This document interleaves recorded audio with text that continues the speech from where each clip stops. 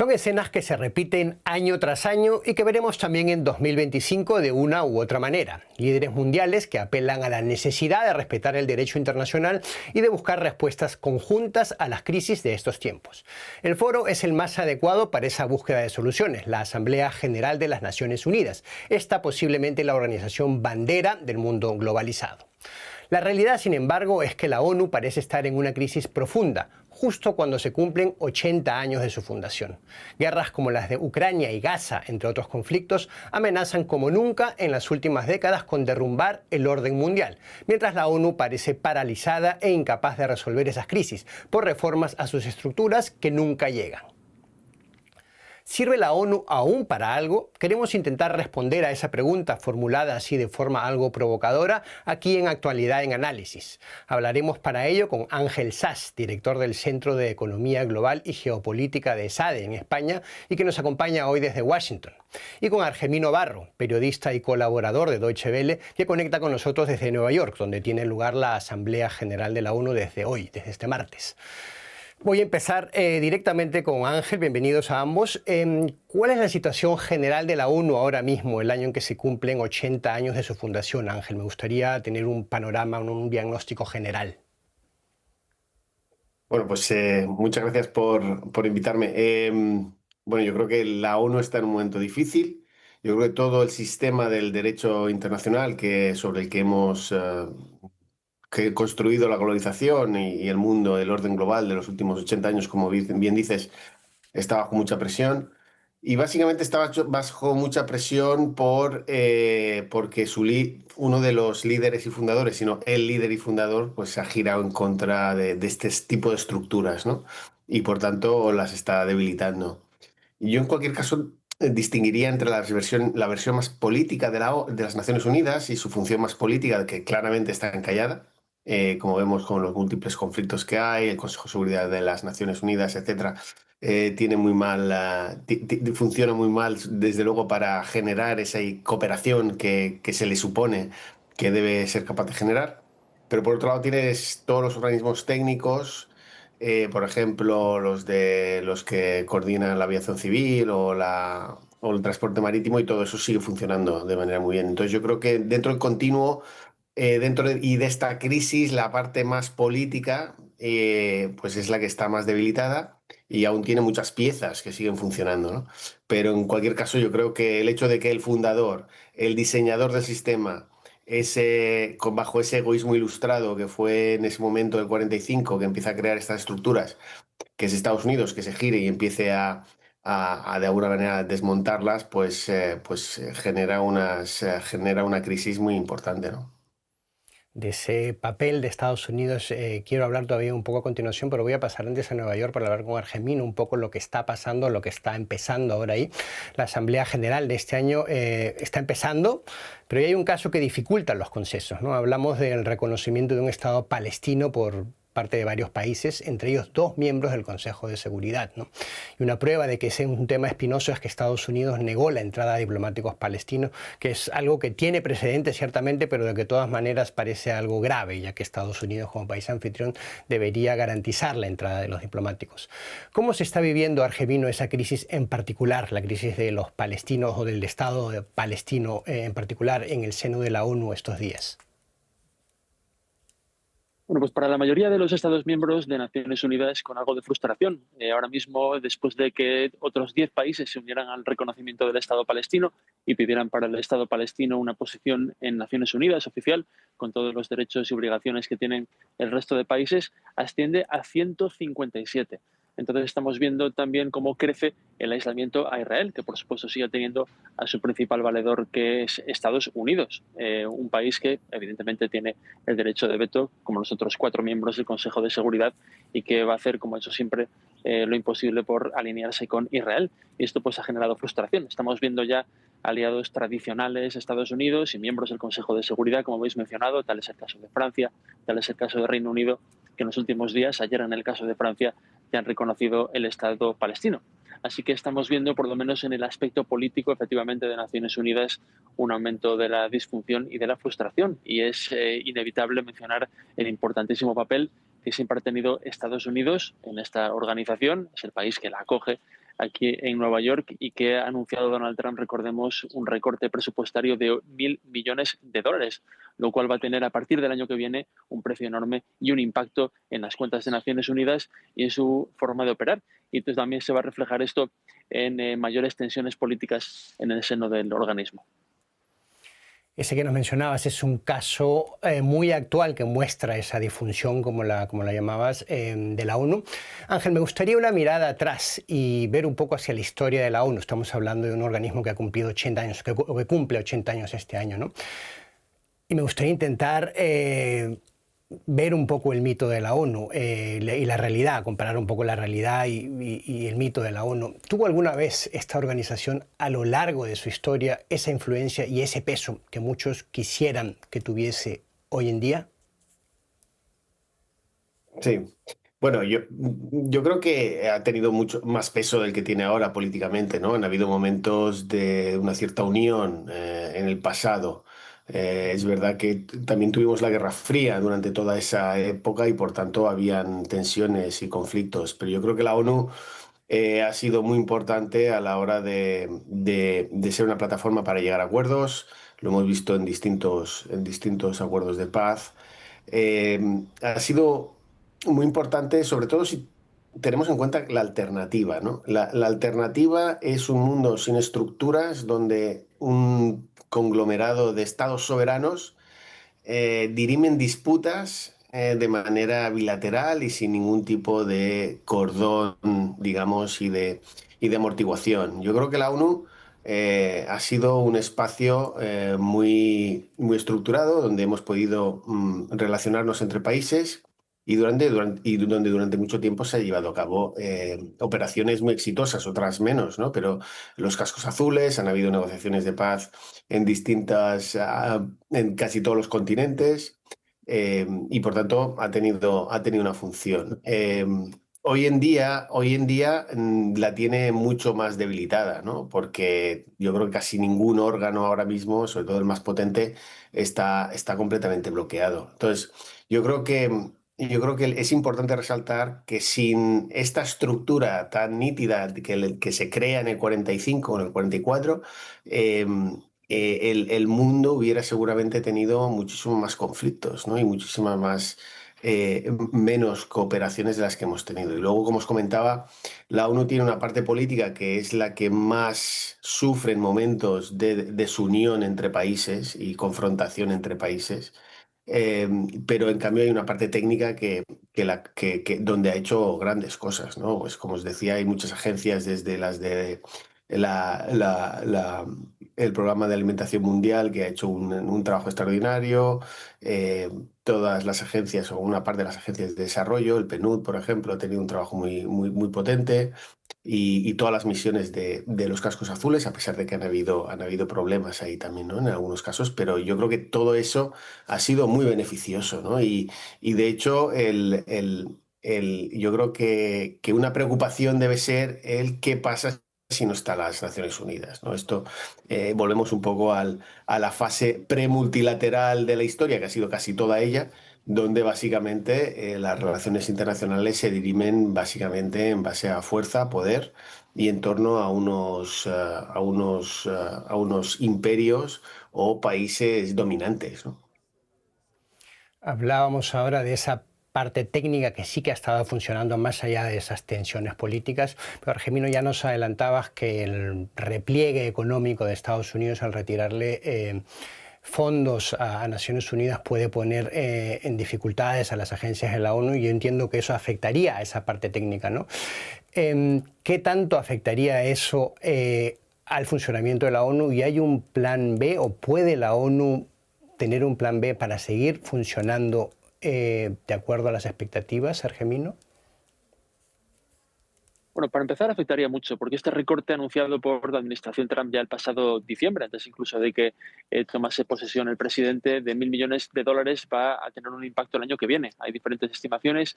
Dicen que la ONU, que tiene 35.000 empleados, lo que es Naciones Unidas, sin contar con las 40 agencias que dependen de la ONU, van a tener que despedir gente y el recorte puede llegar al 20% de esta plantilla de 35.000 personas, lo cual plantearía pues dificultades logísticas. Ahora mismo el 40% del dinero que va a los programas de ayuda humanitaria procede de Estados Unidos. El 25% del dinero que va a las misiones de mantenimiento de la paz procede de Estados Unidos. Estados Unidos se ha retirado de la UNESCO. Estados Unidos se ha retirado de la Comisión de Ayuda al Refugiado.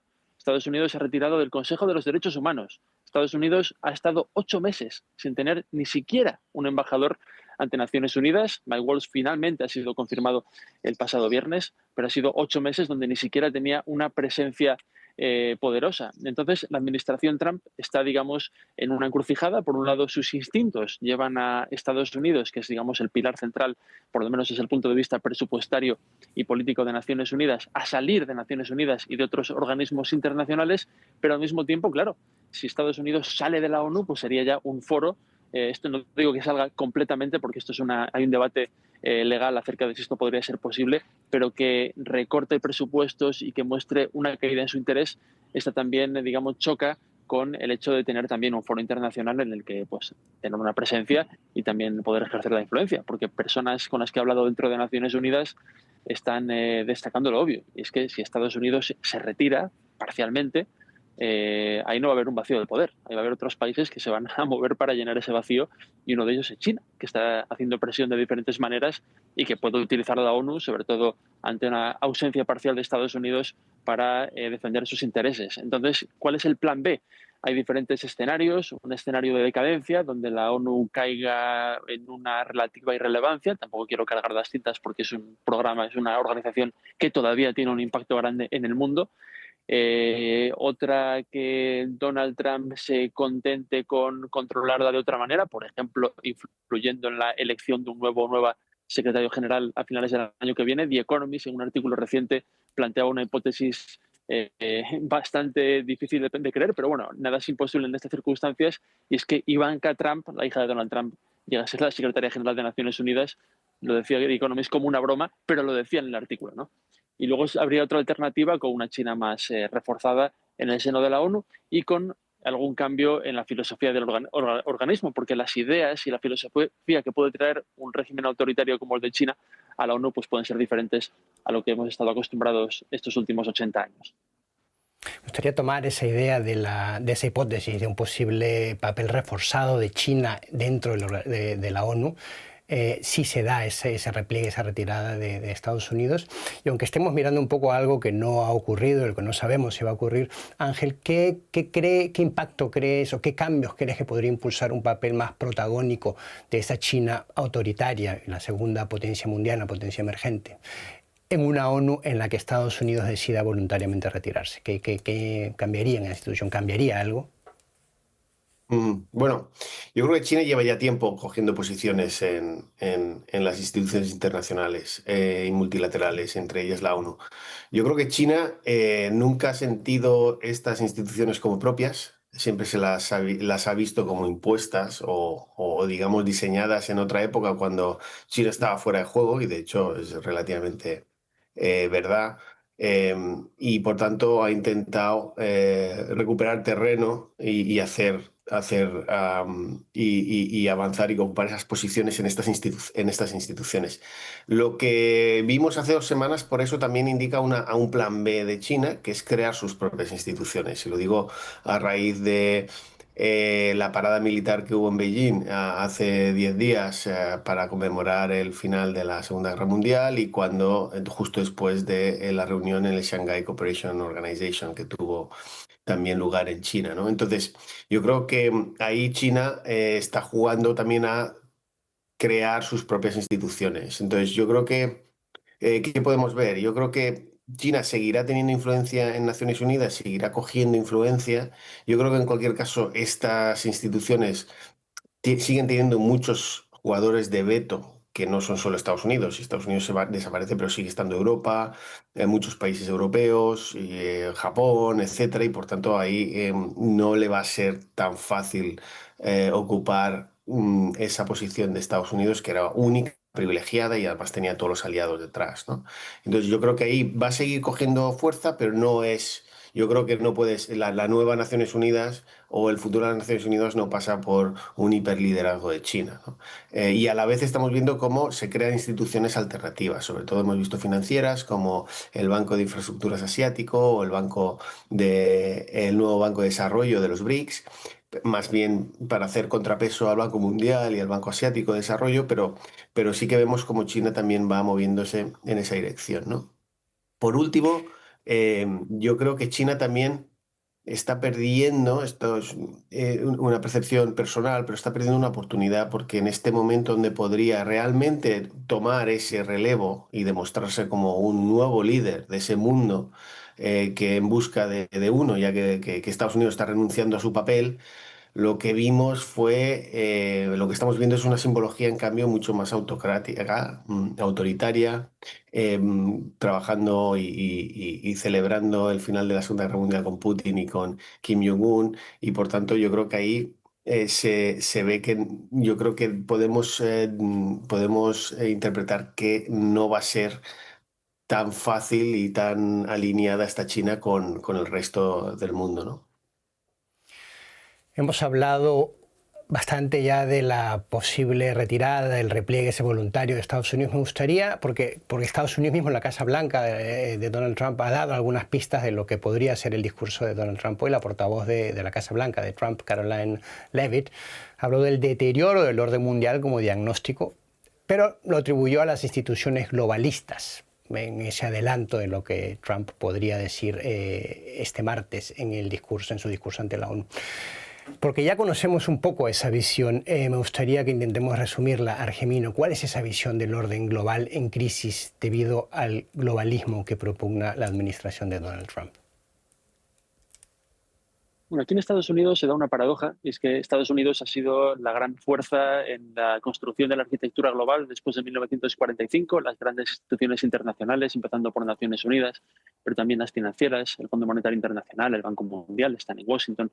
Es una arquitectura que está hecha, digamos, a medida y con la fuerza detrás de Estados Unidos en los últimos 80 años. Y sin embargo, ahora estamos asistiendo a una retórica en la que toda esta arquitectura resulta que no se ha hecho a favor de un mundo dominado por Estados Unidos, o al menos parcialmente durante la Guerra Fría, sino que está en contra del poder de los Estados Unidos. Entonces, por ejemplo, Marco Rubio, el antiguo senador Marco Rubio, el actual secretario de Estado, consejero también de Seguridad Nacional, por cierto, tiene 4 empleos, algunos de ellos que chocan bastante en las labores. Esta es otra historia. Dijo recientemente que Naciones Unidas, creo que no citó textualmente, pero esta era la idea, Naciones Unidas no solo era un lastre para Estados Unidos, sino que era un instrumento contra los Estados Unidos. Entonces, en esta nueva visión norteamericana que encarna la administración Trump, una visión un poco más aislacionista, aunque es un término que no todo el mundo aprueba, una visión más nacionalista, más mercantilista, más proteccionista, estas instituciones internacionales pues han sido algo que ha pesado sobre su poder y es una molestia que tiene sobre los hombros, ¿no? Porque un país como Estados Unidos, con esa potencia militar y comercial, ¿por qué no va a desatar todo su potencial en el mundo entero, a retorcerle el brazo a los adversarios, a los aliados, para poder sacar lo mejor en todo el mundo? ¿Por qué se va a molestar de tener que defender los intereses de los países pequeños y de las organizaciones internacionales? Siempre a la hora de debatir sobre cuál es el nuevo rol de Estados Unidos, a los diplomáticos les gusta mucho citar la historia de la guerra del Peloponeso, de Tucídides, y siempre citan la misma sentencia del noble ateniense Alcibíades, que dice los fuertes hacen lo que pueden y los débiles sufren lo que deben. Y es un poco la visión que comparten Vladimir Putin, Donald Trump, Xi Jinping. Los grandes mandan y los pequeños acatan. En este escenario, pues Naciones Unidas va en contra, al ser un foro pues, que invita al diálogo y a tener en cuenta los derechos también de las naciones pequeñas. Y yo creo que esta es la filosofía que se va a retratar un poco en el discurso de esta mañana que va a dar Donald Trump. Hemos hablado de ese posible ascenso de China como nueva potencia dominante. Ángel lo veía poco probable debido a los intereses geopolíticos de China de armar una estructura paralela o diferente.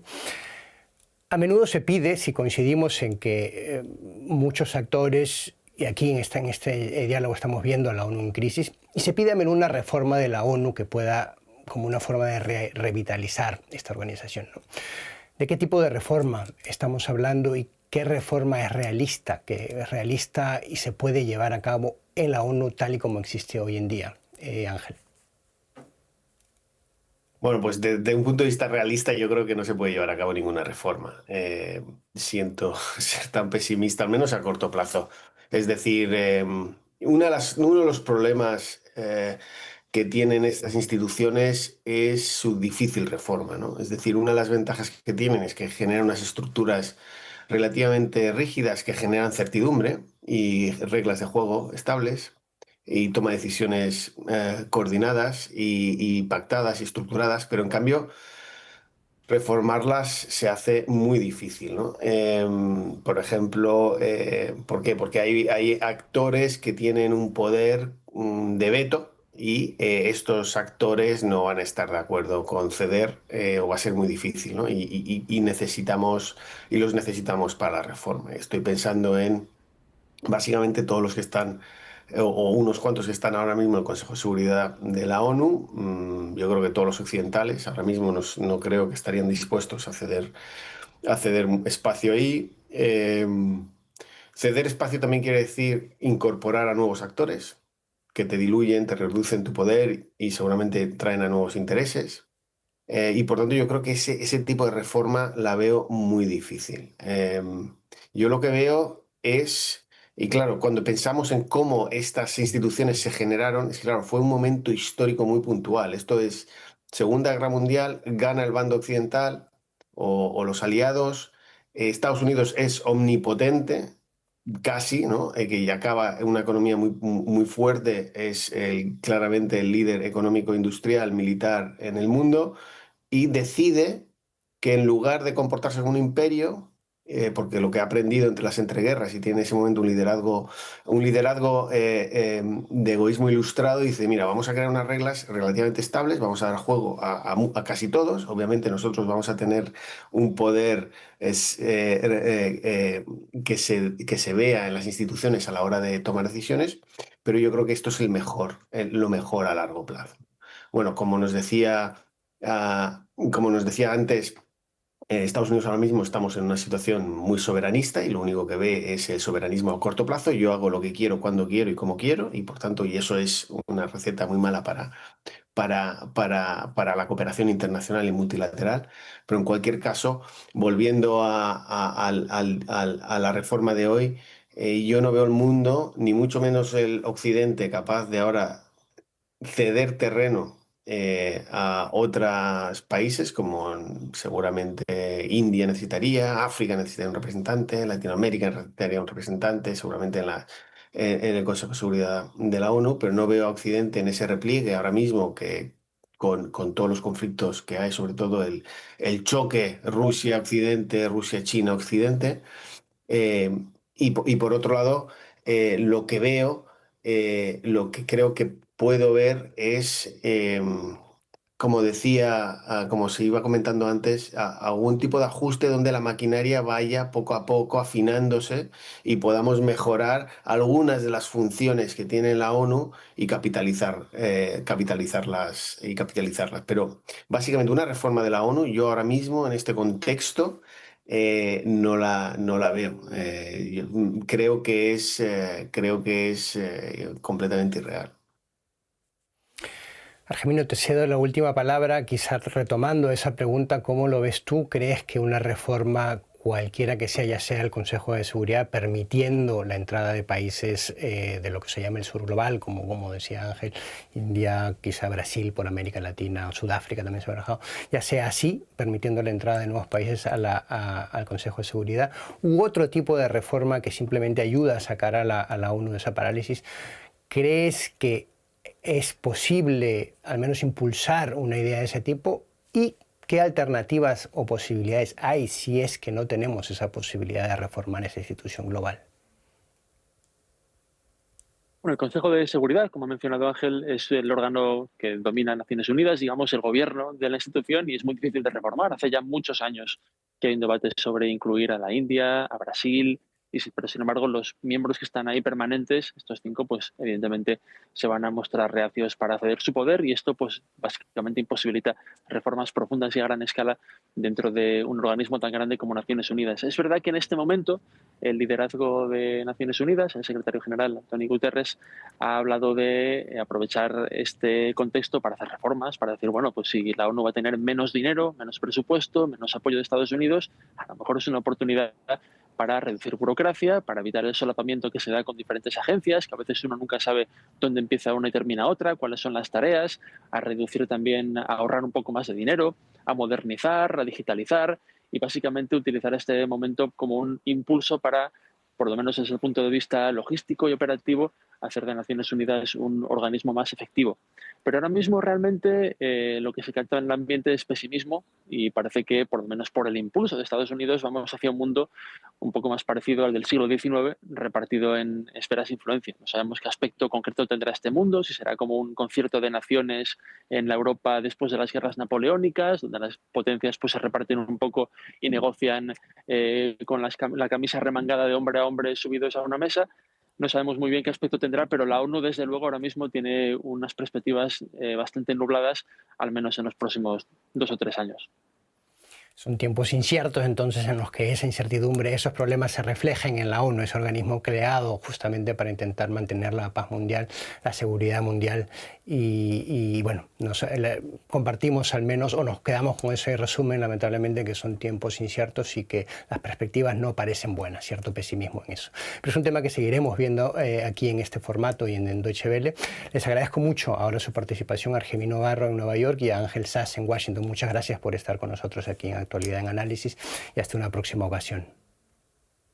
Gracias. A ustedes. Hasta otra.